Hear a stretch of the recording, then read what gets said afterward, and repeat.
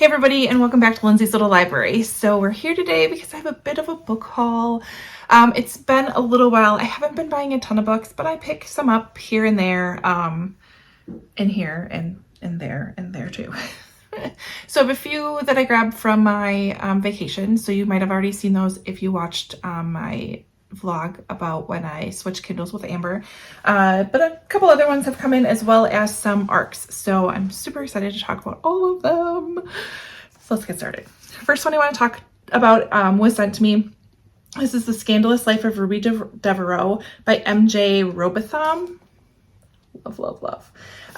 This one follows Ruby Devereaux. She's an author. She has written 20 some? No, more than that, right? Writing career, 20 books throughout her career. She was a teenager in wartime England, was in New York during the 1950s, swinging 60s, Cold War, Berlin, Vietnam, Vienna. She's like been all around the world. And she has taken some of her experiences and put them into her books, but she's now 90 years old. This gives me like Seven Husbands of Evelyn Hugo vibes, because her publisher has kind of backed her into a corner and said, we need one more book and we need to just know it all. And so she is prepared to share everything, including all of these deep, dark secrets that she's been keeping. So I'm excited for this one. I think it's going to be a wild ride. It's going to be good. The next one I want to talk about comes out on October 22nd. This is When We Chase the Light by Emily Bleeker. This is historical fiction. We have a bit of dual timelines going on. I think it's a really interesting way that the book has been put together. So we have a collection of, how many? 16, I think. A set of hand-drawn postcards spanning 6 decades, so it doesn't tell me how many. So they're up for sale in an auction house in Beverly Hills as the effects of a Hollywood icon, Vivian Snow.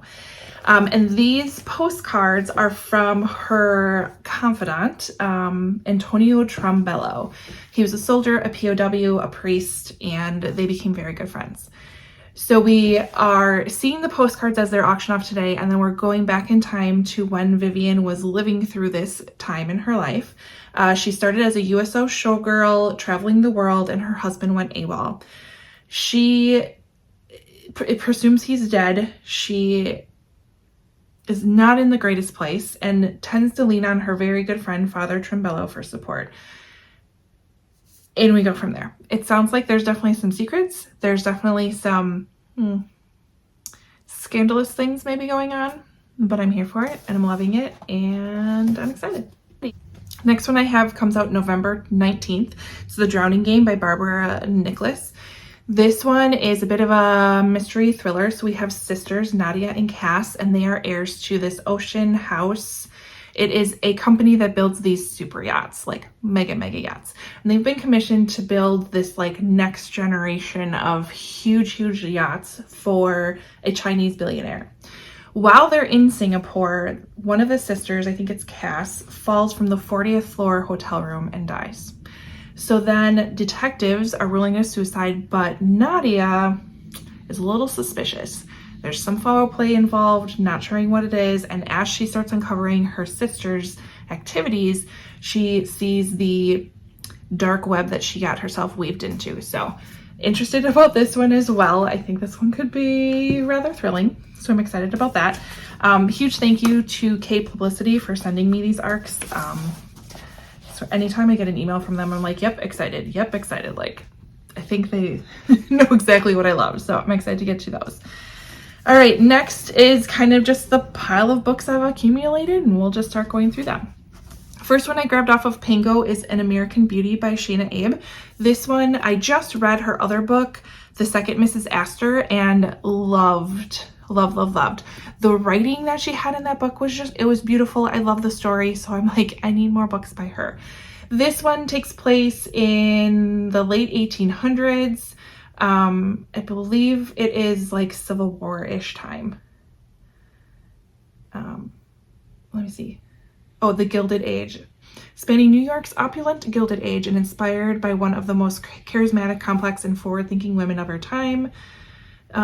This tells the astonishing story of Arabella Huntington, who defied both her origins and the constraints of the era to become the wealthiest woman in America. So there we go. Like I said, literally bought it because of the author. And I'm so in a historical fiction mood lately, so that one's going onto my list. Next one I picked up at Costco. We have The Love of My Afterlife by Christy Greenwood. I've seen a lot of hype around this book lately. Basically, it's a recently deceased woman meets the one as she's in her afterlife waiting room. And because of that happening, she scores a second chance at life and love. But she needs to now find him back on Earth in order to make it work. So it sounds fun. Next one I want to talk about is My Father's House. Is by Joseph O'Connor. This was a random just kind of pickup. I've never heard of it before, but it intrigued me. So it's based on the true story of Monsignor Hugh O'Flaherty. He, with some accomplices, risked their lives smuggling thousands out of occupied Rome right under the nose of the Nazis. September 1943 in Rome, German forces have now taken over, and we go from there. So I'm excited. Again, I've not heard of this book, and I think it's going to be great. I have no information as to why it will be great. I just know it's going to be great. All right, the next one. Again, I'm in a historical fiction phase right now. I have The Royal Windsor Secret. This is by Christine Wells. This one follows Cleo, who's been told she's an orphan her entire life. She knows that the rumor that her father is the Prince of Wales. She's heard of that. She's heard this thing that she might be the heir to the British throne. And the other thing to kind of help that idea is that at her childhood home, there are royals and rulers, and there's a bunch of wealthy people that live there. She's actually living in a hotel. They call her the princess. But her life is upended when her very proper aunt whisks her away to London to make her debut. Cleo loathes being confined to a ballroom, and she longs for independence as a jewelry designer, far away from rules of society, but she cannot move forward when she finds out about her past. So we're going to go with that, and I love it. Let's see, another kind of random, we'll go with the few random ones that I picked up. Daughters of Shandong by Eve Chung. Again, haven't heard of this, but I love this cover. I don't know if it's the colors, but I really love it. Inspired by a true story, we have Daughters are the Ing family's curse. In 1948, civil war ravages the Chinese countryside, but in royal Shandong, the wealthy land-owning Ings are more concerned with their lack of an heir. Hai is the eldest of 4 girls and spends her days looking after her sisters. Blah, blah, blah, blah. As the communist army closes in on their town, the rest of the prosperous household flees, leaving behind the girls and their mother because they view them as useless mouths to feed, which we've all read books about that and we understand. Without an Aang male to punish, the land-seizing cadres choose Hai, the oldest daughter, to stand trial for her family's crimes. She barely survives. Realizing the worst is yet to come, the women plan their escape. And it just seems to go from there.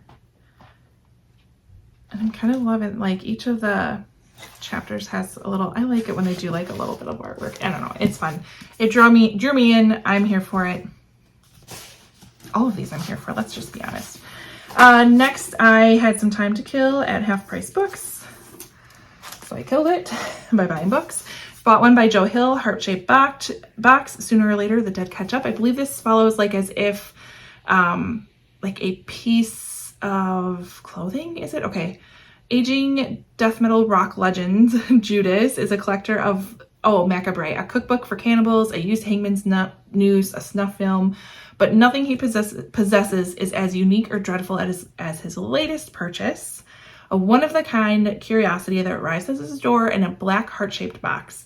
It's a musty dead man's suit, still inhabited by the spirit of the late owner. So that one's going on my October list for sure. Then I grabbed a book of the month book. I did take a little break from them for a while, and then this one kind of came into my sights and I had a credit to use. So I picked up The Wedding People by Alison Esbeck. that. This one I heard is hilarious. It's a propulsive, uncommonly wise novel about one unexpected wedding guest and the surprising people who help her start anew. So, Newport, Rhode Island, Phoebe Stone arrives at the Grand Cornwall Inn wearing a green dress and gold heels. Not a bag in sight, and she's all alone. She's immediately mistaken by everyone in the lobby for one of the wedding people, but she's actually the only guest at the Cornwall who isn't there for the wedding. Phoebe's here because she's dreamed of coming for years. She hoped to shuck oysters, take sunset sails with her husband, only now she's here without him at very rock bottom, determined to have one last splurge to herself.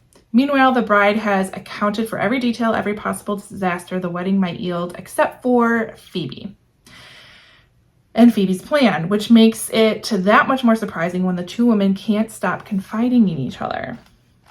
In turns, absurdly funny and devastatingly tender, is ultimately an incredible, nuanced, and resonant look at the winding paths we take to places we never imagined and the chance encounters it sometimes takes to reroute us. So it kind of sounds fun. I'm hoping there's some funniness to it, which I've been hearing. I'm giving it a shot. All right, so then some of my favorite authors have released books this year, and I've been slowly picking them up. So, of course, Riley Sager came out with Middle of the Night. I heard this has some really good 90s vibes in it, which I'm here for. I know nothing about it, and I'm not going to know anything about it, so I'm sorry I don't have any info, but I can't wait to get to that one. Then we have Amor Tolls. He came out with Table for Two. Maybe this wasn't this. Was this year? Now I'm questioning myself. It was this year. So we have a collection of stories, including a novella featuring one of his most beloved characters. So we have, I don't even know how many stories in here. 1, 2, 3, 4, I don't know, 6 or 7 of them. So I'm excited to read it. Don't mean to drop it. I love Amor Tolls' writing. I love Gentleman in Moscow. I need to get to Lincoln Highway, but I just couldn't resist anymore. I resisted it a couple times, but then I picked it up. The next one I picked up is Kate Quinn's newest book, The Brier Club. I'm so excited for this one. This one takes place in 1950s in Washington, D.C. at the Briarwood House. It is a all-female boarding house in the heart of the capital.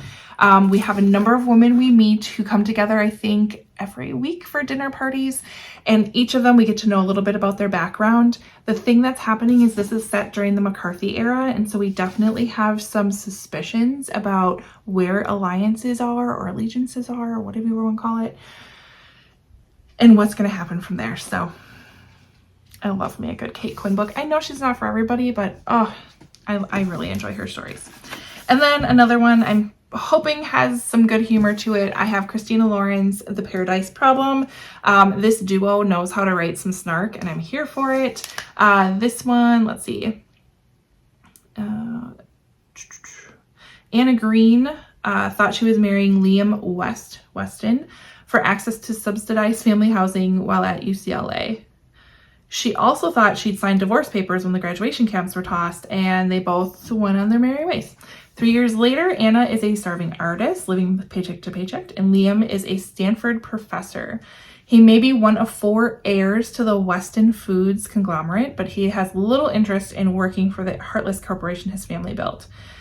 He is interested in his $100 million inheritance. There's just one catch. Due to antiquated clause in his grandfather's will, Liam can't claim the money until he's been happily married for 5 years. Just when Liam thinks he's in the home stretch, pressure mounts from his family to see the mysterious spouse, and he has no choice but to turn the one person he's afraid to introduce to his 1% parents into an unpolished, not-so ex-wife. So, I think this is going to be right. I can't wait. Anyways, that's my haul. It's not too bad. I've been pretty good about, getting rid of books. I already have a box started for the book exchange that's going to be coming up, so I'm excited. Anyways, that's what I have for today. Comment below if any of these books look interesting or if you've read any of them and you want to pick one for me to read over the other.